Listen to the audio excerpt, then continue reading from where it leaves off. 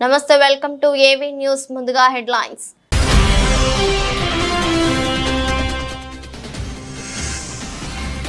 మూసీ ప్రక్షాళనకు కట్టుబడి ఉన్నామన్న సీఎం రేవంత్ రెడ్డి మూసీని అద్భుతంగా తీర్చిదిద్దితే తప్పకుండా మన ఆడబిడ్డలకు ఆ పేరు పెట్టుకుంటారని ధీమా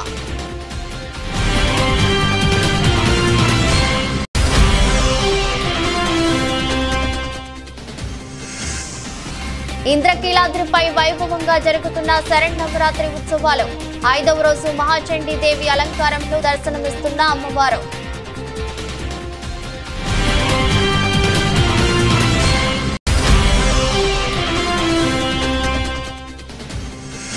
నేడు రేపు ఢిల్లీలో పర్యటించనున్న ఏపీ సీఎం చంద్రబాబు ప్రధాని మోదీ సహా పలువురు కేంద్ర మంత్రులతో సమావేశాలు కీలక అంశాలపై చర్చ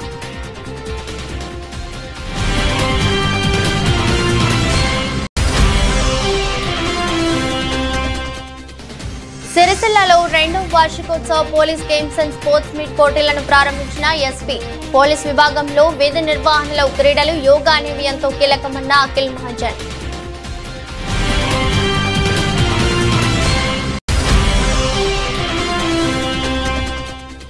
ఇంద్రకీలాద్రిపై భక్తులకు పంపిణీ చేసే లడ్డూ ప్రసాదం కోర్టును పరిశీలించిన జిల్లా కలెక్టర్ సూచన లడ్డూ నాణ్యతకు సంబంధించిన వివరాలను అధికారులను అడిగి తెలుసుకున్న కలెక్టర్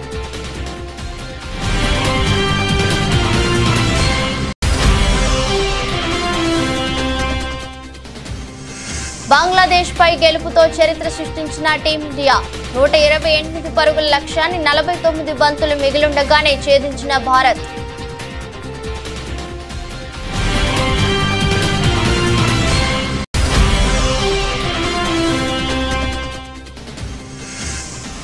లాభాల నుంచి నష్టాల్లోకి స్టాక్ మార్కెట్లో 1537 పాయింట్లు కోల్పోయిన మిడ్ క్యాప్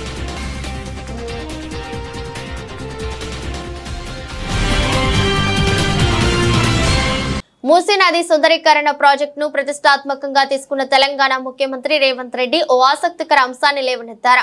కృష్ణా, గోదావరి, యమున, గంగా, కావేరి, సరస్వతి ఇలా అన్ని నదుల పేర్ల మీద మన ఆడబిడ్డలకు పేర్లు పెట్టుకుంటామని, కానీ మూసీ నది పేరు మీద మాత్రం ఎవరు పేరు పెట్టుకోరని వెల్లడించారు. పవిత్రమైన ఇతర నదుల పేర్లు పిల్లలకు పెట్టుకుంటున్నప్పుడు ఏ తండ్రి అయినా తన బిడ్డకు మూసీ అనే పేరు పెట్టగలడా అని ప్రశ్నించారు. ఆ మూసీ నది కంపు కొడుతుంది కాబట్టి ఎవరు ఆ పేరు పెట్టుకోరని రేవంత్ రెడ్డి వివరించారు. మూసీ మురిగిపోయింది కాబట్టి, మూసీ విషంతో నిండిపోయింది కాబట్టి ఈ పేరును పెట్టుకోవడానికి తల్లిదండ్రులు ఇష్టపడరని తెలిపారు. అందుకే మూసీ నది మురికిని ప్రక్షాళన చేయాలనుకుంటున్నానని రేవంత్ రెడ్డి స్పష్టం చేశారు. గంగా, యమున, సరస్వతి నదుల మాదిరిగా మూసీ నదిని కూడా అద్భుతంగా తీర్చిదిద్దిన తల్లిదండ్రులు తప్పకుండా తమ బిడ్డలకు మూసీ అని పేరు పెట్టుకుంటారని ధీమా వ్యక్తం చేశారు. కృష్ణ, గోదావరి, యమున, గంగా, సరస్వతి అన్ని నదుల పేర్ల మీద మన ఆడబిడ్డలకు పేర్లు పెట్టుకుంటున్నాం. అవునా? మన ఇంట్లో ఆడబిడ్డ పుడితే కృష్ణానో, కావేరో, గోదావరో, సరస్వతో, గంగానో అని నదుల పేర్లు మన బిడ్డలకు పెట్టుకుంటున్నాం. ఏ తండ్రి అయినా ఆయన బిడ్డకు మూసి అనే పేరు పెట్టుకున్నాడా? ఇన్ని నదుల పేర్లు, పవిత్రమైన నదుల పేర్లు మన ఆడబిడ్డలకు పెట్టుకున్నప్పుడు మూసి అనే రివర్ పేరు ఏ తండ్రి అయినా బిడ్డకు పెట్టుకున్నాడా? ఎందుకు పెట్టుకోలే? ఆ మూసి కంపు కొడుతుంది కాబట్టి, మూసి మురిగిపోయింది కాబట్టి, మూసిలో విషం చిమ్ముతున్నది కాబట్టి ఆ విషము, ఆ కంపు, ఆ మురికి మా బిడ్డల పేర్లు పెట్టుకోవద్దని తల్లిదండ్రులు ఏదైతే అనుకుంటున్నారో ఆ మూసి మురికిని ప్రక్షాళన చేయాలనుకుంటున్నా నేను. ఆ మూసిని నిర్మాణం చేయాలనుకుంటున్నా నేను. ఎందుకు యమున, సరస్వతి, గంగా, కావేరి పేర్లు పెట్టుకున్నప్పుడు మూసి అనేందుకు మన బిడ్డలకు పెట్టుకోకూడదు? ఆ మూసిని అద్భుతంగా నిర్మించినప్పుడు తప్పకుండా తల్లిదండ్రులు వాళ్ళ బిడ్డల పేర్లు మూసి అని పెట్టుకుంటారు. అంత అద్భుతమైన నిర్మాణం మనం చేసుకుందాం. నిర్మాణ క్రమంలో మల్లన్న సాగర్లో 14 ఊర్లను ఖాళీ చేసి 60,000 ఎకరాలు మల్లన్న సాగర్లో ల్యాండ్ ఎక్వేషన్ జరగలేదా? కొండ పోచమ్మలో జరగలేదా? రంగనాయక సాగర్లో ల్యాండ్ ఎక్వేషన్ జరగలేదా? నాగార్జున సాగర్ నిర్మించినప్పుడు ల్యాండ్ ఎక్వేషన్ జరగలేదా? శ్రీశైలంలో మా కొల్లాపూర్ మునిగిపోతే 92 జీవో ఇచ్చి ఇప్పటికి ఇంకా ఉద్యోగాలు ఇవ్వని కేసులు పెండింగ్ ఉన్నాయి. శ్రీశైలం కట్టినప్పుడు నిర్వాసితులు కాలేదా? ఇవాళ మూసి నిర్మాణం చేస్తే కూడా కొన్ని వేల మంది 5,000 మందో 10,000 కుటుంబాల్లో నిర్వాసితులు అయితే నిర్వాసితులను ఎట్లా ఆదుకోవాలో సలహా చెప్పండి అని నేను అడుగుతున్నా. ఈరోజు భూసేకరణ జరిగేటప్పుడు మూసీ నిర్మాణానికి భూమి తీసుకునేటప్పుడు మల్లన్న సాగర్ల భూ నిర్వాసితులను నువ్వు పోలీసులతో కొట్టించి గుర్రాలతో తొక్కించి కొట్టినావు కదా, ఇవాళ వాళ్ళందరినీ హక్కున పెట్టి చేర్చుకోవడానికి అధికారులను ఇండ్లి 71 ఏళ్ల చరిత్రలో ఇంద్రకీలాద్రిపై మొదటిసారిగా సరికొత్త అలంకారంలో అమ్మవారు దర్శనమిస్తున్నారు. మహాచండీ దేవిగా భక్తులకు దర్శన భాగ్యం కల్పిస్తున్నారు. ఇంతకీ ఈ అలంకారం ప్రత్యేకత ఏంటి? ఎప్పుడూ లేనిది ఇప్పుడే ఎందుకు ఇలా అలంకరించారంటే ఆదిపరాశక్తి అఖిలాండ కోటి బ్రహ్మాండ నాయకి ఆయన బెజవాడ కనకదుర్గమ్మ పుణ్యక్షేత్రంలో దసరా మహోత్సవాలు 5వ రోజుకు చేరాయి. రేపు మహాచండీ రూపంలో భక్తులకు అమ్మవారు దర్శనమిస్తున్నారు.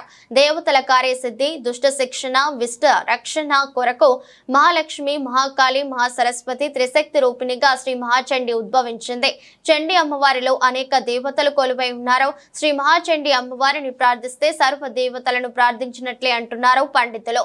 అమ్మవారి అనుగ్రహం వలన విద్య, కీర్తి, సంపదలు లభించి శత్రువులు మిత్రువులుగా మారడం, ఏ కోరికల కోసం అయితే ప్రార్థిస్తామో అవి సత్వరమే నెరవేరుతాయనేది విశ్వాసం. ప్రతి ఏటా 5వ రోజున స్వర్ణ కవచాలంకృత దుర్గాదేవి అలంకారంలో అమ్మవారు దర్శనమిస్తారు. అయితే గత ఏడాది నుంచి చండీ అలంకారానికి మార్చింది వైదిక కమిటీ. దీనికి ప్రత్యేక కారణం కూడా ఉంది. గత ఏడాది అధిక శ్రవణం తిథిలో హెచ్చు తగ్గుల తేడా రావటంతో అమ్మవారి అలంకారాల్లో కూడా మార్పులు చేయాల్సి వచ్చిందంటున్నారు పండితులు. పైగా ఈ మధ్య కాలంలో ఇంద్రకీలాద్రిపై నిత్యం చండీ హోమాలు జరుగుతుండటంతో అమ్మవారికి చండీ అలంకారం వేసేందుకు ఆలయ అధికారులు నిర్ణయించారు. పెద్ద ఎత్తున భక్తులు అమ్మవారి దర్శనానికి వస్తున్నారు. మొదటి 3 రోజుల్లోనే 2 లక్షల మందికి పైగా భక్తులు అమ్మవారిని దర్శించుకున్నారు. ఇక రేపు ప్రత్యేక అలంకారం కావడంతో భారీ స్థాయిలో భక్తులు వచ్చే అవకాశం ఉందని అంచనా వేస్తున్నారు. అందుకు తగినట్టు ఏర్పాట్లు కూడా చేస్తున్నారు. జై దుర్గా, జై నమః. మాతర్మే మధుకైట భగ్ని మహిష ప్రాణాపహారోద్యమే హేలా నిర్మిత ధూమ్రలోచన వధే హే చండముండార్దిని నిశేషీకృత రక్త బీజదనుజే నిత్యే నిశుంభావహేషు సింహధ్వంసని సంహరాషు దురితం దుర్గే నమస్తే అంబికే. దుర్గా, జై నమః. జగన్మాత దుర్గాదేవి ఆలయంలో శరవన్నవరాత్రి ఉత్సవాలు అత్యంత వైభవపేతంగా జరుగుతున్నాయి. ఈరోజు 5వ రోజు అమ్మవారికి చండముండాసురుల్ని సంహరించినటువంటి శుంభ నిశుంభాదుల్ని సంహరించినటువంటి జగన్మాత చండీ అమ్మవారు. అటువంటి అమ్మవారిని ఇక్కడ నిత్యం సేవిస్తూ ఉండటం జరుగుతూ ఉంటుంది. మార్కండేయ పురాణాంతర్గతమైనటువంటి యొక్క చండీ సప్తశతి పారాయణలో కూడా అమ్మవారి యొక్క విశేషాన్ని అనేక విధంగా వర్ణించడం జరిగింది. మరి నిత్యము కూడాను ఇక్కడ చండీ హోమం కూడాను జరుగుతూ ఉంటుంది. అందువల్ల అమ్మవారి త్రిశక్తి స్వరూపిణి కాబట్టి ఇక్కడ చండీమాతగా అమ్మవారిని ఈ శరన్నవరాత్రి ఉత్సవాల్లో ఈ సంవత్సరం ప్రత్యేకంగా అలంకరించడం జరుగుతున్నది. అటువంటి జగన్మాతని ఆరాధించడం వల్ల మనకి శత్రు భయములన్నీ నివారణ అయ్యి సకల శుభాలు జరుగుతాయి. జై దుర్గా భవాని. ముఖ్యమంత్రి చంద్రబాబు సోమ మంగళవారాల్లో ఢిల్లీలో పర్యటించనున్నారు. రాజధాని Amaravati, Polavaram project, Visakha railway zone, Visakha steel plant, వరద సాయం తదితర అంశాలే ప్రధాన ఎజెండాగా ప్రధాని మోదీని పలువురు కేంద్ర మంత్రులను కలుస్తారు. సోమవారం మధ్యాహ్నం 1 గంటకు హైదరాబాద్ బేగంపేట్ ఎయిర్పోర్ట్ నుంచి విమానంలో హస్తినకు బయలుదేరుతారు. సాయంత్రం 4:30 ప్రధానితో సమావేశమవుతారు. ఆ తర్వాత రైల్వే సమాచార ప్రసార శాఖల మంత్రి అశ్విని వైష్ణవ్ను కలుస్తారు. మంగళవారం కేంద్ర హోం మంత్రి అమిత్ షా, రోడ్డు రవాణా మంత్రి నితిన్ గడ్కరీ, ఆర్థిక మంత్రి నిర్మలా సీతారామన్లతో భేటీ అవుతారు. బుడమేరు సహా రాష్ట్రంలో వరదలపై కేంద్రానికి నివేదిక సమర్పించిన తర్వాత తొలిసారి ప్రధానిని చంద్రబాబు కలవనున్నారు. రైల్వే జోన్ ఏర్పాటు, విశాఖ ఉక్కును స్టీల్ అథారిటీ ఆఫ్ ఇండియాలో విలీనం చేయటం, వరద సహాయ నిధులు, అమరావతికి ప్రపంచ బ్యాంకు నిధుల విడుదలకు ఎలాంటి ఆటంకాలు లేకుండా చూడటం, పోలవరం నిర్మాణానికి ముందస్తు నిధులపై కూడా చర్చించనున్నారు. నేడు ఢిల్లీలో సీఎం రేవంత్ రెడ్డి పర్యటిస్తున్నారు. మావోయిస్టు ప్రభావిత రాష్ట్రాల సీఎంలతో కేంద్ర హోంమంత్రి అమిత్ షా నిర్వహించే సమావేశానికి సీఎం రేవంత్ రెడ్డి హాజరయ్యారు. అలాగే ప్రధాని నరేంద్ర మోదీతో సమావేశమయ్యేందుకు రేవంత్ రెడ్డి అపాయింట్మెంట్ కోరారు. రాష్ట్రానికి వరద నష్ట సహాయాన్ని పెంచాలని కోరనున్నట్లు సమాచారం. అలాగే మూసీ ప్రక్షాళనకు కేంద్రం నుంచి నిధులు సమకూర్చాలని, కేంద్రం నుంచి కావలసిన సహాయాన్ని కోరనున్నట్లు తెలుస్తోంది. ఈ సమావేశంలో ముఖ్యమంత్రితో పాటు ప్రభుత్వ ప్రధాన కార్యదర్శి శాంతి కుమారి, డీజీపీ జితేందర్, ముఖ్యమంత్రి ముఖ్య కార్యదర్శి వి శేషాద్రి, ఇంటెలిజెన్స్ అదనపు DG B Sivadhar Reddy, SBI IG B Sumathi పాల్గొన్నారు. గత ముఖ్యమంత్రి జగన్ ఉక్కు పరిశ్రమ భూములు అమ్మేద్దామని మీ ముందు ప్రతిపాదించిన మాట నిజమేనా అని ఉప ముఖ్యమంత్రి పవన్ కళ్యాణ్ అడిగిన ప్రశ్నకు ఆ ప్రతిపాదన నిజమేనని కార్మిక సంఘాల నేతలు తెలిపారు.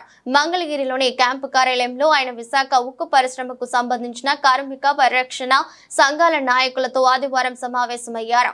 ఈ సందర్భంగా విశాఖ ఉక్కు పరిశ్రమను ప్రైవేటీకరించకుండా కాపాడాలని కార్మికులు పవన్ ను కోరారు. 12,500 మంది ఉద్యోగులు, 14,000 మంది ఒప్పంద కార్మికులు పనిచేస్తున్నారని, గత కొద్ది నెలలుగా బాధ్యతలు కూడా అందడం లేదని ఆయన దృష్టికి తీసుకెళ్లారు.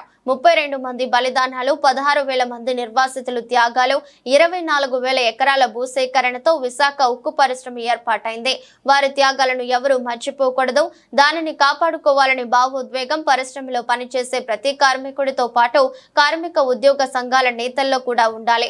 పరిశ్రమను కాపాడుకోవడానికి చేసిన పోరాటాలు, త్యాగాలను కేంద్రం దృష్టికి తీసుకెళ్తామని పవన్ కళ్యాణ్ స్పష్టం చేశారు. పోలీసులు శాంతి భద్రతల పరిరక్షణలో నిత్యం బిజీగా ఉన్నప్పటికీ క్రీడల్లో పాల్గొనడం వల్ల నూతన ఉత్సాహాన్ని నింపుతోందని ఎస్పీ అఖిల్ మహాజన్ అన్నారు.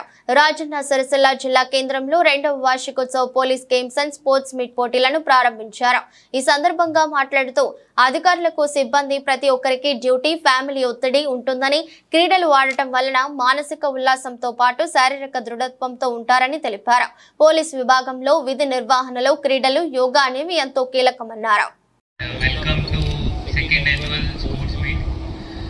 అందరూ చాలా గట్టిగా మంచి పని చేశారు. లాస్ట్ 7-8 మంత్స్ ఒక ఎమ్మెల్యే ఎలక్షన్, ఒక ఎంపీ ఎలక్షన్, మళ్ళీ దాని తర్వాత గణేష్ బందోబస్తు, హైదరాబాద్ బందోబస్తు చాలా మంచిగా గట్టిగా చేశారు. ఏమైనా ఇష్యూ లేకుండా అయినాయి.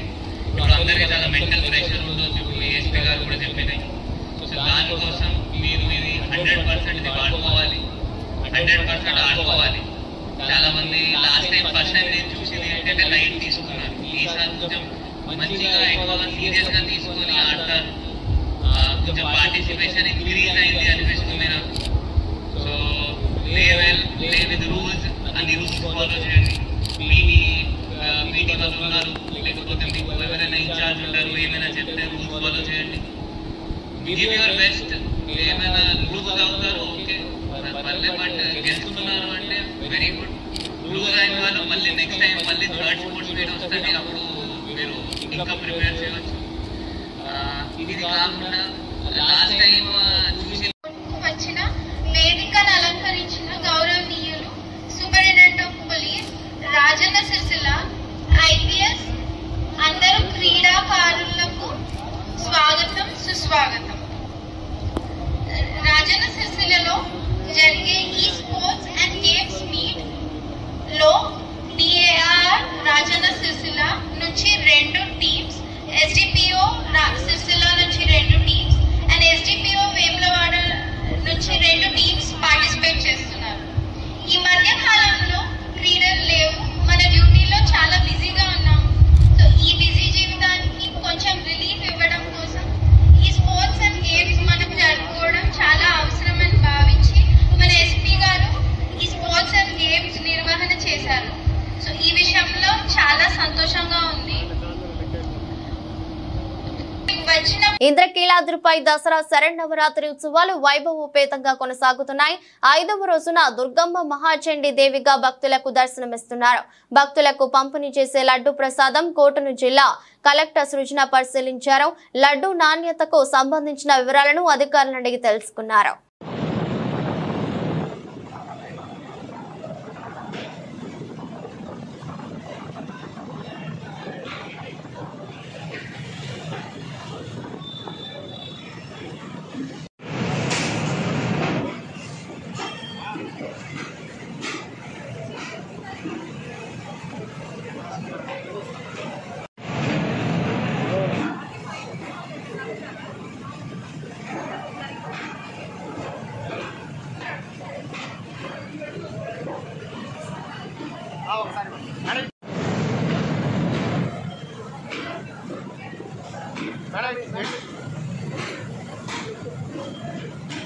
విశాఖపట్నం హనీ ట్రాప్ కేసులో పోలీసులు విచారణను ముమ్మరం చేశారు. ఇప్పటికే ఈ కేసుకు సంబంధించి పలువురిని అదుపులోకి తీసుకున్న పోలీసులు వారిని విచారించే క్రమంలో పలు సంచలన విషయాలు వెలుగులోకి వచ్చినట్లు తెలుస్తోంది.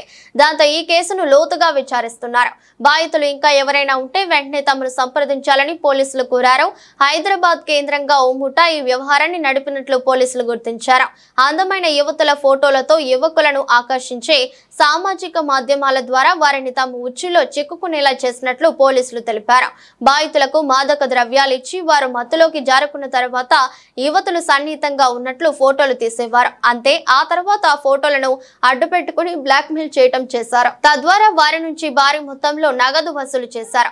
తమ ప్రైవేట్ ఫోటోలు బయటకు వస్తే పరువు పోతుందన్న భయంతో బాధితులు ఆన్లైన్ ద్వారా భారీగా డబ్బులు సమర్పించుకున్నారు. ఈ వ్యవహారంలో చాలా మంది యువకులు చిక్కుకున్న పోలీసులు అనుమానిస్తున్నారు. దీంతో నిందితుల ఆన్లైన్ లావాదేవీలపై పోలీసులు నిఘా పెట్టారు. వారి నగదు లావాదేవీలపై ఆరా తీస్తున్నారు. త్వరలోనే ఈ కేసును ఒక కొలిక్కి తీసుకువస్తామని పోలీసులు వెల్లడించారు. నిందితులు ఎవరైనా సరే వదిలిపెట్టే ప్రసక్తి లేదని స్పష్టం చేశారు. Interesting case. ఈ అమ్మాయి నిన్న ఏం జరిగిందంటే ఆ అబ్బాయి తల్లి వచ్చాడండి నా దగ్గరికి. అబ్బాయి తండ్రి దుబాయ్లో ఉన్నారండి. అబ్బాయి తల్లి వచ్చి మొత్తం ఈ విషయం చెప్పి ఏం చెప్పాడంటే ఆ అబ్బాయి అమ్మాయితో కలిసి వచ్చాడండి తల్లిదండ్రుల మీద కంప్లైంట్ చేయడానికి. అంటే మీరు అర్థం చేసుకోండి, అబ్బాయిని ఏ విధంగా గ్రిప్ లో పెట్టారు. అప్పుడు వరకు అబ్బాయికి నేర్పించారు, మీరు మీ తల్లిదండ్రుల గురించి పోలీస్కి పోయి చెప్పండి, సిపి గారికి పోయి చెప్పండి. తర్వాత లోపలికి వచ్చి మాట్లాడుతూ ఉంటే స్లోగా ఆ మత్తు పదార్థం ఏదో పెట్టారు. ఆ ఇన్ఫ్లుయెన్స్ పోయిన తర్వాత మొత్తం అతనికి అంత మెమరీ రిటర్న్ వచ్చి స్లోగా మొత్తం చెప్పారు ఎలా ఎలా ఎలా ఎలా అంత చేశారు. ఈరోజు మనం పేపర్లో చదివాం కదా. ఈ అంతా చెప్తే మేము వెంటనే కేసు రిజిస్టర్ చేయమని ఆర్డర్ ఇచ్చాము. తర్వాత ఈ విషయం తెలుసుకొని ఇంకొకరు విక్టిమ్ ముందుకు వచ్చాడండి కంచర్పాలెంలో. అతన్ని కూడా అదే మాదిరిగా చాలా రోజులు ఇలాగే మత్తు పదార్థాలు ఇచ్చేసి మొత్తం డబ్బు లాక్కొని ఫ్యామిలీ నుండి దూరం చేసి ఇలాగే చేశారు. ఇప్పుడు మాకు తెలుస్తుంది ఆ గ్యాంగ్ లో చాలా మంది ఉన్నారు. వాళ్ళు ఇలాగే డబ్బు గల వ్యక్తులు ఎవరెవరు మేల్ మెంబర్స్ ని గుర్తిస్తారు, చేసి ఈ అమ్మాయిని వాళ్ళ దగ్గరికి పంపిస్తారు.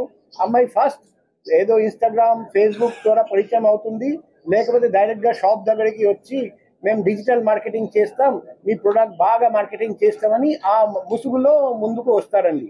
వచ్చి తర్వాత స్లోగా ప్రేమించడం, ఆ నటించడం స్టార్ట్ చేసి తర్వాత ఇంటికి తీసుకెళ్తారు. తర్వాత ఫ్యామిలీ నుండి దూరం చేసి రెగ్యులర్ గా మత్తు పదార్థాలు ఇచ్చేసి ఫిజికల్ రిలేషన్షిప్ పెడతారు. తర్వాత పూర్తిగా అమ్మాయి హోల్డ్ కి వచ్చేస్తారు అబ్బాయి. ఇలా చాలా కేసులు జరిగాయని మాకు తెలిసింది. మేము ఒకటి విక్టిమ్స్ కూడా 1 by 1 బయటికి వస్తారని కొందరు భయపడుతున్నారు, మా మర్యాద పోతుందని అంత జరిగిందని. కానీ ఇద్దరు నిర్భయంగా ముందుకు వచ్చారని ఈ లేడీని మనం పట్టుకోగలిగాము. ఈ లేడీని పట్టుకోకుండా ఉంటే ఇంకా ఎంతోమంది వ్యక్తులకు ఈమె ద్వారా హాని జరిగేది. రాష్ట్ర ప్రభుత్వంలో కీలక పదవిలో కొనసాగుతున్న మంత్రి పి నారాయణ స్థాపించిన నారాయణ విద్యా సంస్థల్లోనే ప్రభుత్వ నిబంధనలు ఉల్లంఘన జరగటం విచారకరమని అఖిల భారత విద్యార్థి సమాఖ్య రాష్ట్ర కోశాధికారి ఎం సాయి కుమార్ అన్నారు. విద్యార్థులను ఒత్తిడికి గురి చేసే విధంగా తరగతులు నిర్వహించడం దుర్మార్గమన్నారు. విద్యార్థులకు దసరా సెలవులు ఇవ్వకుండా ప్రభుత్వ నిబంధన ఉల్లంఘించి పరీక్షలు నిర్వహిస్తున్న నారాయణ విద్యా సంస్థలు ఐఎస్ఎఫ్ ఆధ్వర్యంలో విజయవాడలో నారాయణ కాలేజీలో తరగతులను అడ్డుకొని విద్యార్థులను ఇళ్లకు పంపించారు. విజయవాడ పివిపి మాల్ సమీపంలో గల నారాయణ విద్యా సంస్థల వాగ్దేవి భవన్, అమరావతి భవన్లకు అఖిల భారత విద్యార్థి సమాఖ్య రాష్ట్ర కోశాధికారి ఎం సాయి కుమార్ నేతృత్వంలో విద్యార్థి నాయకులు వెళ్లి అడ్డుకోవడం జరిగింది. ఈ సందర్భంగా సాయి కుమార్ మాట్లాడుతూ రాష్ట్ర ప్రభుత్వంలో కీలక పదవిలో కొనసాగుతున్న మంత్రి శ్రీ పి నారాయణ స్థాపించిన నారాయణ విద్యా సంస్థల్లోనే ప్రభుత్వ నిబంధనలు జరగటం విచారకరమన్నారు. ప్రభుత్వ పాఠశాలలు, కళాశాలలకు దసరా సెలవులు కొనసాగుతుండగా ప్రైవేటు విద్యా సంస్థలు మాత్రం విద్యార్థులను ఒత్తిడికి గురి చేసే విధంగా తరగతులు నిర్వహించడం దుర్మార్గమన్నారు. ఇకనైనా ప్రైవేటు విద్యా సంస్థలు విద్యార్థులను మానసిక ఒత్తిడికి గురి చేయకుండా ప్రభుత్వం ఇచ్చిన సెలవులను అమలు చేయాలని డిమాండ్ చేశారు. రాష్ట్ర కోశాధికారి రాష్ట్ర వ్యాప్తంగా విద్యార్థులకి అందరూ కూడా దసరా సెలవులు ప్రకటించినప్పటికీ ఉన్నప్పటికీ నారాయణ విద్యా సంస్థలు మాత్రం విద్యార్థులకి నరక శోభయాత్ర చూపిస్తున్నారు. విజయవాడలో ఉన్నటువంటి పీవీపీ మాల్ పక్కన ఉన్నటువంటి వాగ్దేవి భవన్ నారాయణ కళాశాలలో విద్యార్థులకి శాస్త్ర సెలవులు ప్రకటించకుండా విద్యార్థులకు తరగతులు నిర్వహిస్తూ మరియు వారికి పరీక్షలు నిర్వహిస్తున్నారు. ఏఐఎస్ఎఫ్ నాయకత్వం వచ్చి విద్యార్థుల్ని పరీక్షలు రాయకుండా అడ్డుకొని వాళ్ళకి ఇళ్లకి పంపించడం జరిగింది. ఈరోజు నారాయణ విద్యా సంస్థలు చైర్మన్ గారు ఈరోజు అధికార పార్టీలో ఉన్నారనా లేకపోతే ఆ గర్వం ఆ కొవ్వు విద్యార్థుల పక్షాన విద్యార్థులు ఏమైపోతున్నారు, వారికి దసరా సెలవులు కావాలి, వాళ్ళు మానసికానికి ఇబ్బంది పడుతున్నారని ఆలోచన చేయకుండా వాళ్ళ పక్షాన ఆలోచన చేయాలా, లేకపోతే కార్పొరేట్ విద్యా సంస్థల నుంచి పోగేసినటువంటి ధనాన్ని లక్షల రూపాయల్లో విద్యార్థుల నుంచి సొమ్ము కాసుకొని ఈరోజు ఎలక్షన్ లో ఒక్కొక్క ఓటుకి 500, 1000, 2000 పంచుకొని అధికారంలో వచ్చినటువంటి నారాయణ గారు వెంటనే స్పందించాలి. నారాయణ విద్యా సంస్థలో విద్యార్థులకి ఇబ్బంది కాకుండా వారి పక్షాన ఆలోచించి మెరుగైన విద్యతో పాటు వారికి సెలవులు కూడా ఏ సకాలంలో ఇవ్వాలని చెప్పి విద్యార్థుల పక్షాన ఏఐఎస్ఎఫ్ గా మేము డిమాండ్ చేస్తున్నాం. లేని ఏడలో ఈ రోజు ఏదైతే పరీక్షలు ఆపుకుంటామో అదేవిధంగా రానున్న రోజుల్లో కూడా ప్రత్యక్ష ఆందోళన కార్యక్రమాలు కూడా చేపడతామని చెప్పి ఈ సందర్భంగా ఏఐఎస్ఎఫ్ గా మేము తెలియజేస్తున్నాం.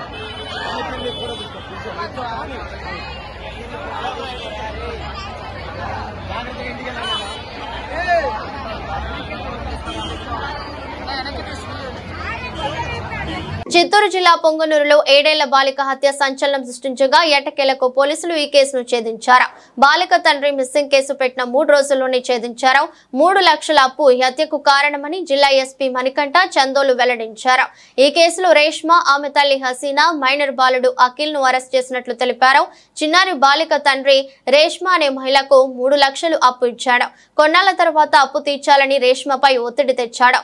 ఆమె ఎంతకీ అప్పు చెల్లించకపోవడంతో తిట్టడంతో పాటు బెదిరించాడు.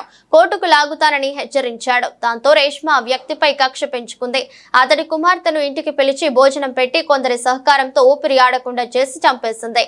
అనంతరం మృతదేహాన్ని బైక్ పై తీసుకెళ్లి సమ్మర్ స్టోరేజీ ట్యాంకులో పడేశారు. చిన్నారి మృతదేహంపై ఎలాంటి గాయాలు లేవని, ఆమెను ముక్కు నోరు మూసి హత్య చేశారని పోలీసులు వివరించారు.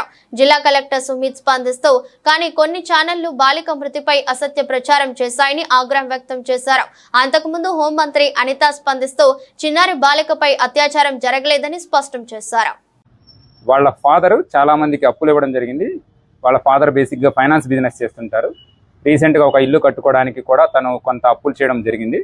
పాత వాళ్ళు ఎవరైతే అప్పులు తీసుకున్నారో వాటి సకాలంలో చెల్లించకపోవడంతో తను కొంచెము స్ట్రాంగ్ లాంగ్వేజ్ వాడడము, అలానే వాళ్ళని తిట్టడము, బెదిరించడము, సివిల్ కోర్టుకు వెళ్తామని స్ట్రెస్ చేయడము జరుగుతుంది. దీనిలో వాళ్ళ ఫాదర్ దగ్గర నుంచి సుమారుగా 3.5 lakhs 3.6 lakhs తీసుకున్న ఒక లేడీ ఇది మొత్తం చేసిందని మనకు ప్రాథమికంగా రుజువు అవుతుంది. వాళ్ళ ఇల్లు కూడా సుమారుగా అక్కడికి 100 మీటర్ల దూరంలోనే ఉండడం జరిగింది.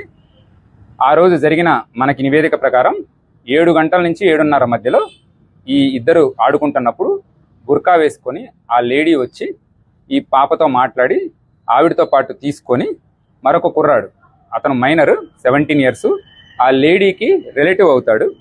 సో వరుసకి తమ్ముడు అని మాట్లాడతారు.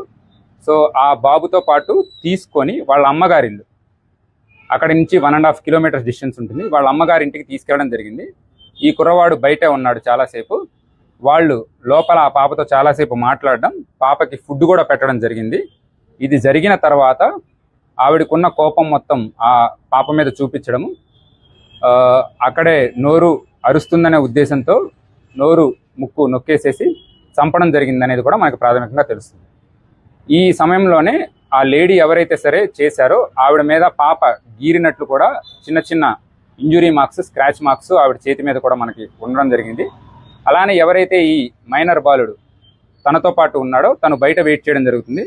ఈ పాప చనిపోయిన తర్వాత ఆ పాపని భుజాల మీద వేసుకొని కిందకు వచ్చేసి ఇమీడియట్గా మనం సమ్మర్ వాటర్ స్టోరేజ్ ట్యాంక్కి వెళ్ళిపోదాము, అక్కడ పడేసి వస్తే మనకి ఎటువంటి ప్రాబ్లం రాదు, పాప మనం చేశామనే రుజువులు కూడా ఉండవు అని చెప్పేసేసి ఆ బాలుడికి ఎవరైతే మైనర్ ఉన్నాడో తనకి చెప్పేసేసి అక్కడి నుంచి బైక్లో పాపని మధ్యలో పెట్టేసుకొని సమ్మర్ వాటర్ స్టోరేజ్ ట్యాంక్ పైకి బైక్తో వెళ్ళి అక్కడి నుంచి కొన్ని స్టెప్స్ దిగి రాళ్ళంతా ఉంటే అక్కడ దిగేసి ఒకళ్ళు చేతులు ఒకళ్ళు కాళ్ళు పట్టుకొని పాపని విసిరేయడం జరిగింది. సో దీనికి సంబంధించి మనకి ఎవరైతే ఉన్నారో ఆ లేడీ, వాళ్ళ మదరు అండ్ ఈ బాబు, వీళ్ళ ముగ్గురు మన కస్టడీలో ఉన్నారు. ఇంకా దీని మీద దర్యాప్తు కొనసాగుతూనే ఉంది. ఇందులో ఎవరైతే మైనర్ ఉన్నాడో తను కంప్లీట్ గా కన్ఫెస్ చేయడం జరుగుతుంది. గ్వాలియర్లోని new Madhavrao Scindia cricket stadium వేదికగా ఆదివారం రాత్రి జరిగిన తొలి టీ20 మ్యాచ్ లో బంగ్లాదేశ్ పై భారత్ ఘన విజయం సాధించింది. బంగ్లా నిర్దేశించిన 128 పరుగుల లక్ష్యాన్ని భారత బ్యాటర్లు సునాయాసంగా ఛేదించారు. చేతిలో 7 వికెట్లు మిగిలి ఉండగానే విజయం సాధించి 3 మ్యాచ్ల సిరీస్ లో 1-0తో భారత్ ముంజంజలో నిలిచింది. కాగా 128 పరుగుల లక్ష్య ఛేదనలో భారత బ్యాటర్లు దూకుడుగా ఆడారు. ఓపెనర్లు సంజు శాంసన్, అభిషేక్ శర్మ మొదలుకొని హార్దిక్ పాండ్యా వరకు అందరూ తక్కువ బంతుల్లో ఎక్కువ పరుగులు రాబట్టారు. ఈ క్రమంలో 128 పరుగుల లక్ష్యాన్ని భారత్ కేవలం 11.5 ఓవర్లలోనే చేతిలో 7 వికెట్లు మిగిలి ఉండగానే ఛేదించింది. దీంతో టీమిండియా ఒక చారిత్రాత్మక రికార్డును నెలకొల్పింది. ఏకంగా మరో 49 బంతులు మిగిలి ఉండగానే భారత్ విజయం సాధించింది. దీంతో టీ20లో 100 పరుగులకు పైగా లక్ష్యాన్ని అత్యధిక బంతులు మిగిలి ఉండగానే గెలుపొందిన మ్యాచ్ గా ఈ విజయం నిలిచింది. 2016లో జింబాబ్వేపై 100 పరుగుల లక్ష్యాన్ని భారత్ 41 బంతులు మిగిలి ఉండగా ఛేదించింది. తాజాగా బంగ్లాదేశ్ పై దానిని అధిగమించింది. కాగా భారత బ్యాటర్లలో హార్దిక్ పాండ్యా 39 పరుగులు, సంజు శాంసన్ 29, కెప్టెన్ సూర్యకుమార్ యాదవ్ 29 పరుగులు, నితీష్ కుమార్ రెడ్డి, అభిషేక్ శర్మ చెరో 16 పరుగులు చేశారు. దేశీయ స్టాక్ మార్కెట్ ఈక్విటీ సూచీలు సోమవారం లాభాలతో మొదలై తర్వాత నష్టాల్లోకి జారుకున్నాయి. ప్రారంభ ట్రేడింగ్ లో ఎస్ఎస్సి నిఫ్టీ 69.50 పాయింట్లు పెరిగి 25,084.10 వద్ద, బిఎస్సి సెన్సెక్స్ 238.83 పాయింట్లు జంప్ చేసి 81,927.29 స్థాయికి చేరుకుంది. ఆ తర్వాత మిశ్రమంగా మారి దిగువకు పయనిస్తున్నాయి. ఈ క్రమంలో ఉదయం 11:15 నాటికి సెన్సెక్స్ 400 పాయింట్ల నష్టపోగా నిఫ్టీ 150 పాయింట్లు తగ్గింది. మరోవైపు బ్యాంక్ నిఫ్టీ మిడ్ క్యాప్ 100 సూచీలు వరుసగా 320, 1,537 పాయింట్లు నష్టపోయాయి. ఈ నేపథ్యంలో మదుపర్లు లక్షల కోట్ల మేర సంపదను నష్టపోయారు. గ్లోబల్ మార్కెట్ నుంచి వచ్చిన సంకేతాలతో పాటు పలు అంశాల నేపథ్యంలో దేశీయ స్టాక్ మార్కెట్ సూచీలు దిగువకు పయనిస్తున్నట్లు తెలుస్తోంది. ఈ క్రమంలో ప్రస్తుతం Adani ports, ONGC, coal India, NTPC, Adani enterprise కంపెనీల స్టాక్స్ టాప్ 5 నష్టాల్లో ఉండగా ITC, Cipla, ICICI bank, HDFC life, Bharti Airtel సంస్థల స్టాక్స్ టాప్ 5 లాభాల్లో ఉన్నాయి. ఇక నిఫ్టీలో 43 షేర్లు గ్రీన్ లో ఉండగా మిగిలిన షేర్లు నష్టాల్లో ట్రేడ్ అవుతున్నాయి. ఓలా ఎలక్ట్రిక్ మొబిలిటీ షేర్లు పతనం దిశగా కొనసాగుతున్నాయి. ఈ స్టాక్ 8.9% క్షీణించి ఇంట్రాడే కనిష్ట స్థాయి 90.26కి చేరుకుంది. సర్వీస్ సమస్యల కారణంగా కంపెనీ ప్రస్తుతం ఫోకస్ అయింది. వార్తలు ముగించే ముందు మరోసారి హెడ్లైన్స్.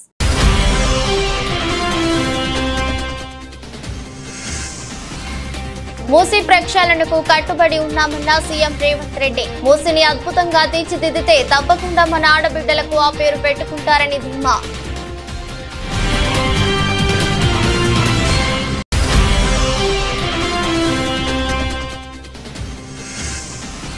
ఇంద్రకీలాద్రిపై వైభవంగా జరుగుతున్న శరన్నవరాత్రి ఉత్సవాలు. 5వ రోజు మహాచండీ దేవి అలంకారంలో దర్శనమిస్తున్న అమ్మవారు.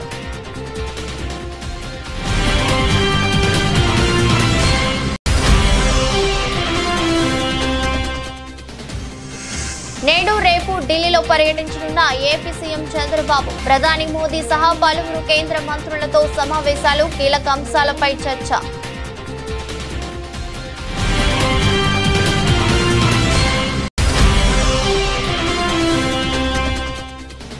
సిరిసిల్లలో 2వ వార్షికోత్సవ police games and sports meet పోటీలను ప్రారంభించిన ఎస్పీ. పోలీస్ విభాగంలో విధి నిర్వహణలో క్రీడలు, యోగా అనేవి ఎంతో కీలకమన్న అఖిల్ మహాజన్.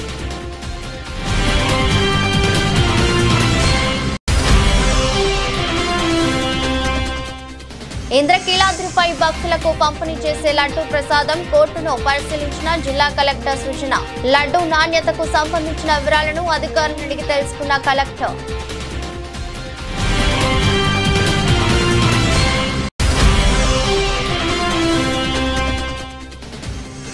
బంగ్లాదేశ్ పై గెలుపుతో చరిత్ర సృష్టించిన టీమిండియా. 128 పరుగుల లక్ష్యాన్ని 49 బంతులు మిగిలుండగానే ఛేదించిన భారత్.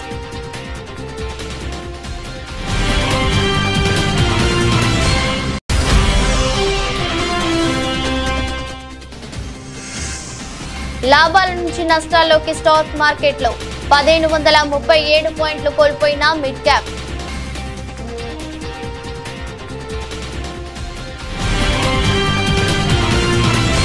ఎదురొస్ట్ బులెటిన్ మరో బులెటిన్లో మళ్ళీ కలుద్దాం. అంతవరకు సెలవు, నమస్కారం.